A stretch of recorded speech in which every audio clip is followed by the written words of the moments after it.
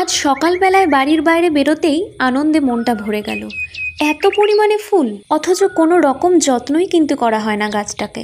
তাই মনটা একটু খারাপও লাগলো যে এত অবহেলাতেও এত পরিমাণে ফুলের ভালোবাসা দিয়ে যাচ্ছে।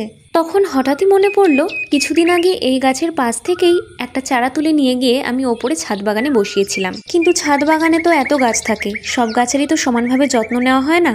তাই এই গাছটাও এক কোণে অযত্নেই পড়েছিল। তাই ভাবলাম আজ একে একটা নতুন জায়গা করে দেয়া যাক।